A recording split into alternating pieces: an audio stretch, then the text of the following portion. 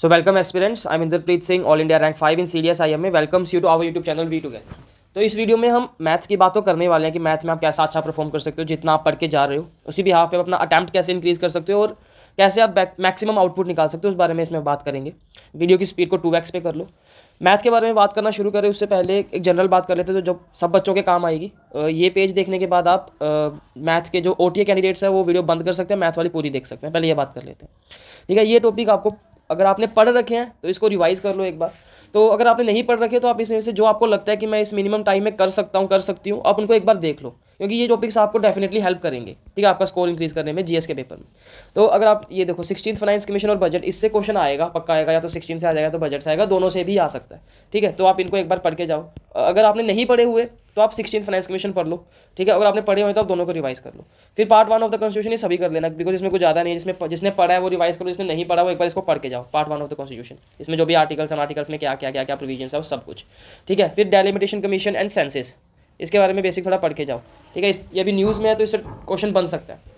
फिर आप मैप और ज्योग्राफी, मतलब उसके आसपास में लेक कौन से हैं, सी कौन से हैं, ये सब थोड़ा देख के जाओ। बॉर्डरिंग नेशंस देख के जाओ, किस किस के, वेस्ट एशिया के उसमें हमारा स्ट्रेट ऑफ हॉर्मुज इंपॉर्टेंट है, और वेनेजुला को थोड़ा देख के जाओ कि उसके आसपास में सी कौन सा है, ठीक है, उसकी नेबरिंग कंट्रीज़ कौन सी है। फिर यहाँ पे ईरान का भी थोड़ा देख के जाओ कि उसकी नेबरिंग कंट्रीज़ कौन सी है, एक्सेट्रा एक्सेट्रा।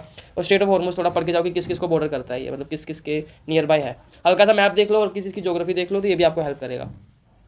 फिर जो रिसेंट इंपॉर्टेंट बिल्स हुए हैं, शांति जी, राम जी, वुमेन रिजर्वेशन का, फिर ये कोप तो इंपॉर्टेंट है, ये कोप को आपको रिवाइज करके जाना है कि पिछले 2 साल के कहाँ हुए हैं और आने वाले 2 साल के कहाँ होने वाले, ठीक है।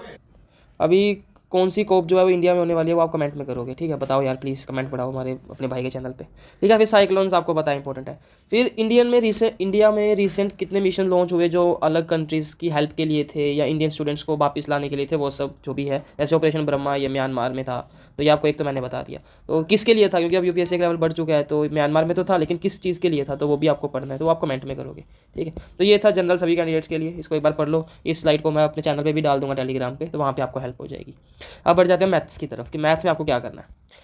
पहली चीज़ जो आपको करनी है कि मैथ का क्वेश्चन सोल्व करने से पहले पूरा क्वेश्चन कंप्लीट रीड कर लेना है। हम क्या करते हैं, क्वेश्चन ऐसे लिखा हुआ है, हमने इतना पढ़ा, हम इसको लिखने बैठ जाते हैं, ये मेरे को ये गिवन है, ये मेरे को ये गिवन है। नहीं करना है वैसा आपको। आप स्कूल का पेपर सोल्व नहीं कर रहे हैं तो आपको क्वेश्चन पहले पूरा कंप्लीट रीड कर लेना है, इंटायर क्वेश्चन रीड कर लेना है। क्वेश्चन रीड कर लिया, उसके बाद या तो आपका माइंड आपको बोलेगा आता है करो, फिर तो करना ही है, ठीक है।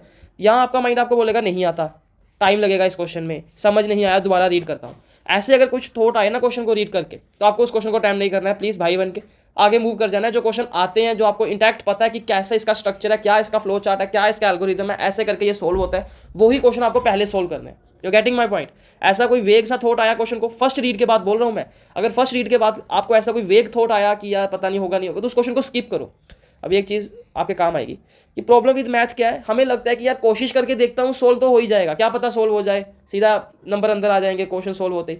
तो उस थॉट को हम इंप्लीमेंट करेंगे, बिल्कुल करेंगे, लेकिन second half of the paper में करेंगे, ठीक है। जब हम एक गो थ्रू कर गए पेपर को, सेकंड गो थ्रू जब कर रहे हैं पेपर का, तब हम उस क्वेश्चन को अटेम्प्ट करेंगे जो हमें लगता है कि यार करके देखता हूँ तो क्या पता हो जाए, वो हम सेकंड गो के लिए रखेंगे। प्लीज़ इस बात को मान जाना, ठीक है।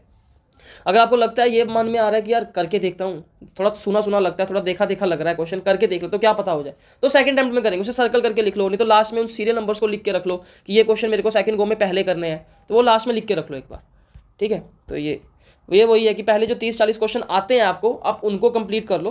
फिर सेकंड हाफ में जो सेकंड गो थ्रू करेंगे उसमें आपके 10-15 क्वेश्चन हो गए, तो देखो कितना अच्छा अटेम्प्ट हो जाएगा, ठीक है, बहुत अच्छा अटेम्प्ट होगा। अगर आप 50+ क्वेश्चन IMA में कर दे रहे हो, वो भी एक्यूरेसी के साथ, 95% एक्यूरेसी की बात कर रहा हूँ, तो वो बहुत सही अटेम्प्ट है।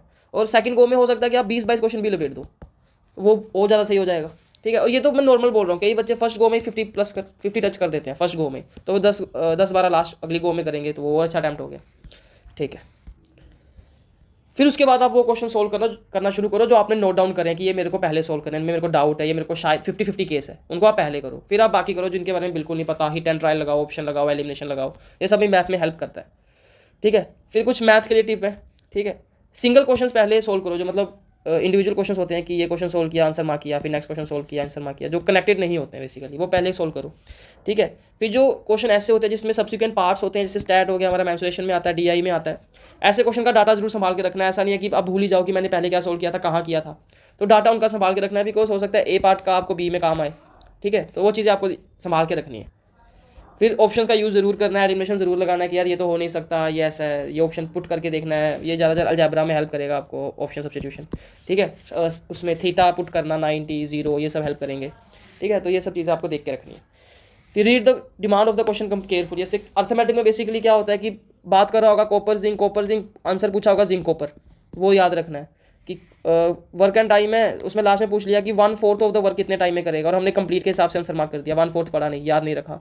तो डिमांड ऑफ द क्वेश्चन को अंडरलाइन कर लेना है कि क्वेश्चन ने पूछा क्या है हमसे, लास्ट क्वेश्चन जो लास्ट स्टेटमेंट होता है उसका अंडरलाइन करके रख लो कि जानना क्या चाह रहा है वो हमसे, ठीक है। So that's it. इस स्लाइड को मैं अपने चैनल पर डाल दूंगा। That's it from my side, all the very best, ठीक है। भगवान का नाम लेके जाना पेपर देते हुए। अगर आपने वीडियो यहाँ तक देखी है लाइक कर दो इसको। भगवान का नाम लेके जाना, माँ बाप का आशीर्वाद लेके जाना, परमात्मा तुम्हारा भला करे।